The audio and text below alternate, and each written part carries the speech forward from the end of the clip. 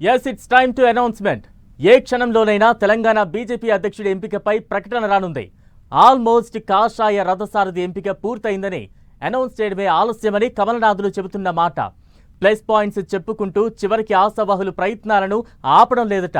అయితే అనుచరులకు మాత్రం అధ్యక్ష పదవి వచ్చేది మనకేనని చెప్పుకుంటున్నారట. ఇందుకే తెలంగాణ బీజేపీ రథసారథి అయ్యేదెవరు? ఏ అంశాలను బీజేపీ పెద్దలు పరిగణలోకి తీసుకుంటున్నారు?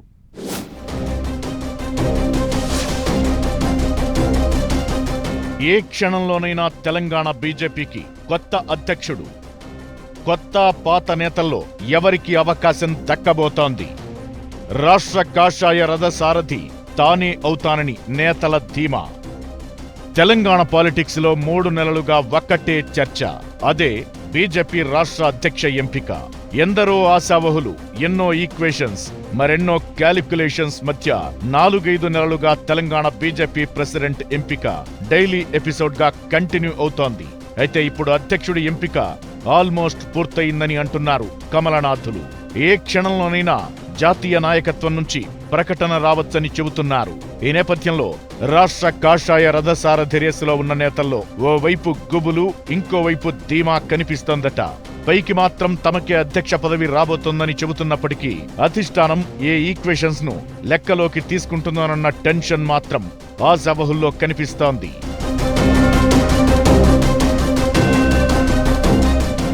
ఇప్పటికే అభిప్రాయ సేకరణ చేసిన ఇన్ఛార్జ్ శోభా కర్లాందజేను చాలా మంది నేతలు తనకే అధ్యక్ష పదవి ఇవ్వాలని కోరారట. ఏకాభిప్రాయం అటుంచితే ఎవరికి వారే తనకే పార్టీ పగ్గాలివ్వాలని కోరడంతో ఓవర్ టు ఢిల్లీ అయిపోయిందట సీన్. ఈ నేపథ్యంలో బీజేపీ రాష్ట్ర వ్యవహారాల ఇన్ఛార్జ్ సునీల్ బన్సల్ హైదరాబాద్ కు రానుండడం ఆసక్తికరంగా మారింది. ఆయన తెలంగాణ పర్యటనలో ఉండగానే బీజేపీ అధిష్టానం అధ్యక్షుడి ఎంపికపై ప్రకటన చేసే అవకాశముందన్న ప్రచారం జరుగుతోంది. బీజేపీ రాష్ట్ర అధ్యక్షుడి రేసులో ఎంపీలు ఈటల రాజేందర్, బండి సంజయ్, ధర్మపురి అరవింద్, రఘునందన్ రావుతో పాటు బీజేపీ సీనియర్ నేత మాజీ ఎమ్మెల్సీ రామచంద్రరావు, చింతల రామచంద్రారెడ్డి పేర్లు వినిపిస్తూ వస్తున్నాయి. ఎమ్మెల్యేల నుంచి పాయల్ శంకర్ కూడా తాను రేసులో ఉన్నానని సన్నిహితులతో చెప్పుకుంటున్నారు.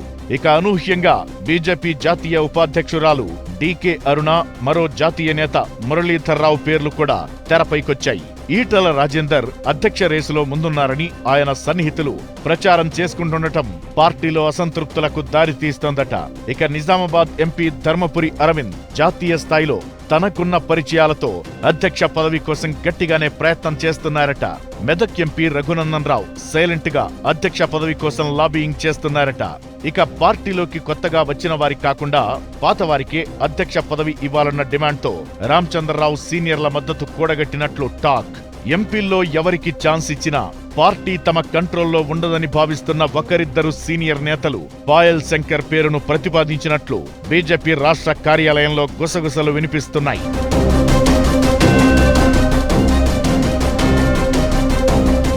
ఇక దేశవ్యాప్తంగా మహిళలకు పెద్దపీట వేయాలన్న ఆలోచనలో జాతీయ నాయకత్వం ఉందట. అందులో భాగంగానే డీకే అరుణ పేరు తెర మీదకొచ్చినట్టు తెలుస్తోంది. ఇక పార్టీ కోసం పనిచేసే వ్యక్తిగా ముద్రపడిన మురళీధర్రావు కూడా ప్రయత్నాలు చేస్తున్నారట. బీజేపీ జాతీయ నాయకత్వం కూడా ఓవైపు రాష్ట్ర నేతల నుంచి అభిప్రాయ సేకరణ చేస్తూనే మరోవైపు పొలిటికల్ సర్వేలు చేపిస్తోందట. ఈ నెల 15 లోపే జాతీయ అధ్యక్షుడి ఎన్నిక పూర్తి చేయబోతున్నారట. అంతలోపే తెలంగాణ బీజేపీ అధ్యక్ష సెలక్షన్ ఉంటుందన్న చర్చ సాగుతోంది. ఈ నేపథ్యంలోనే ఏ క్షణంలోనైనా బీజేపీ జాతీయ నాయకత్వం నుంచి ప్రకటన రావచ్చన్న టాక్ బలంగా వినిపిస్తోంది. తెలంగాణ కాషాయ రథ సారథిగా ఎవరికి అవకాశం దక్కబోతోందో చూడాలి మరి.